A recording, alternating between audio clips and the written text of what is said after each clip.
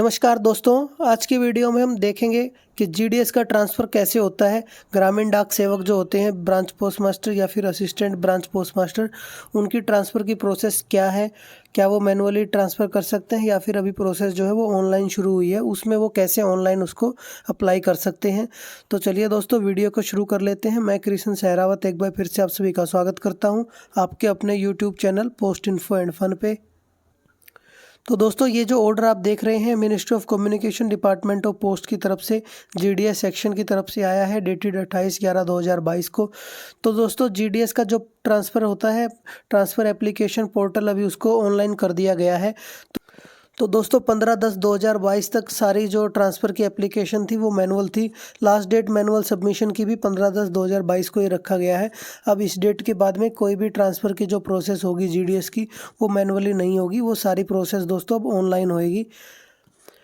तो दोस्तों, 15/10/2022 तक जितनी भी एप्लीकेशंस मैनुअली रिसीव हुई होंगी डिविजन्स के पास, सर्कल या फिर रीजन के पास में, वो सभी 30 तारीख तक उनको फाइनलाइज़ करना है। उसमें से किनको वो फाइनल रखेंगे, जिनको भी 1 ईयर हो चुका है या जो भी क्राइटेरिया है उसके हिसाब से।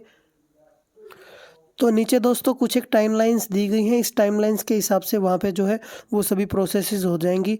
तो जितनी भी जो 30 तारीख तक यानी कि 30 अक्टूबर 2022 तक जो भी डाटा सर्कल की तरफ से फाइनलाइज हो जाएगा, उस सभी का जो है मास्टर डाटा एंट्री होगी उनके पोर्टल में। 28/11/2022 से लेके 5/12/2022 तक वो सारी एंट्री जो है जीडीएस का रूल 3 जो ट्रांसफ़र है उसमें जो है पोर्टल में अपलोड हो जाएंगी। अपलोड हो जाने के बाद में दोस्तों 28/11/2022 से लेके 7/12/2022 तक का टाइम है। तो जितने भी जीडीएस हैं वो सभी अपना मोबाइल नंबर उसमें अपडेट करा लें। अपडेट कराने के बाद में उनके जो है लॉगिन आईडी, वो क्रेडेंशियल्स उनको अपडेट दिए जाएंगे। जब उनके मोबाइल नंबर दोस्तों उसमें अपडेट हो जाएंगे, अपडेट होने के बाद में उनको पोर्टल में लॉगिन कर लेना है। पोर्टल में लॉगिन करने के लिए यूज़र आईडी की ज़रूरत पड़ेगी। यूज़र आईडी उनका मोबाइल नंबर ही रहेगा और उसके बाद में उनका जो पासवर्ड रहेगा वो उन पे टेक्स्ट मैसेज आ जाएगा पासवर्ड का उनके रजिस्टर्ड मोबाइल नंबर पे।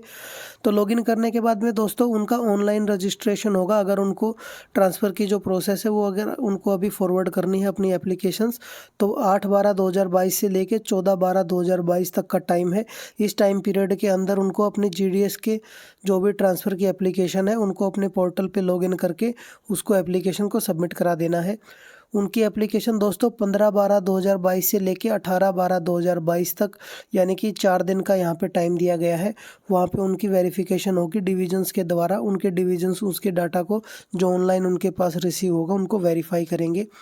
वेरीफाई करने के बाद में दोस्तों 19/12/2022 से लेके 21/12/2022 तक यानी कि 3 दिन का टाइम दिया गया है।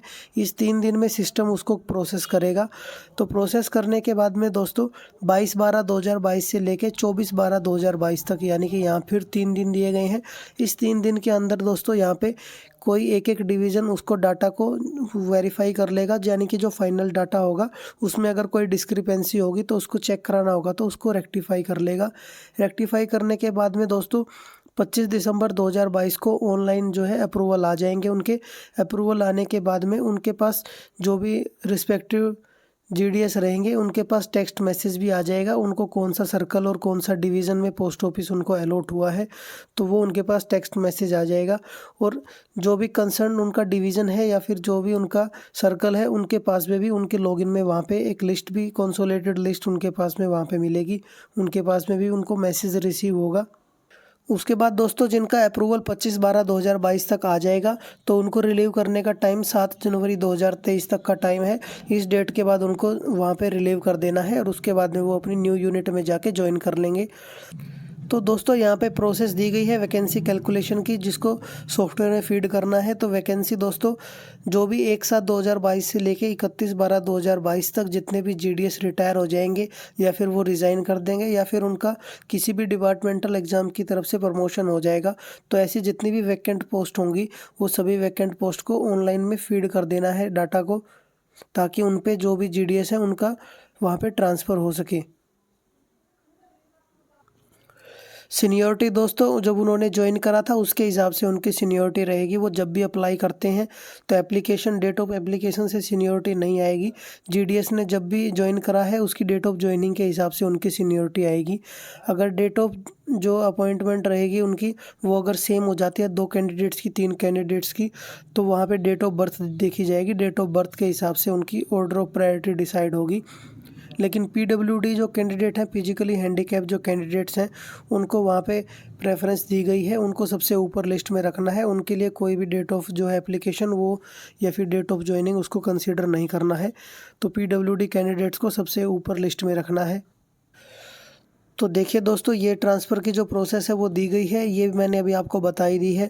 तो सबसे पहले जीडीएस को अपना जो रजिस्टर्ड मोबाइल नंबर है उसको अपडेट करा लेना है।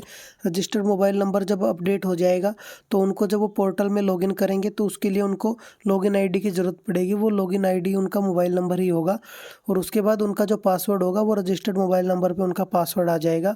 पासवर्ड आने के बाद में 8/12/2022 से लेके 14/12/2022 तक अगर किसी जीडीएस को ट्रांसफ़र अप्लाई करना है तो ऑनलाइन पोर्टल में लॉगिन करके इस पीरियड के बीच में वो अपना जो है ऑनलाइन ट्रांसफ़र की एप्लीकेशन वो डाल सकते हैं। और जीडीएस को मैक्सिमम 10 पोस्ट वहाँ पे डालनी है, प्रेफरेंस उनको दी गई है।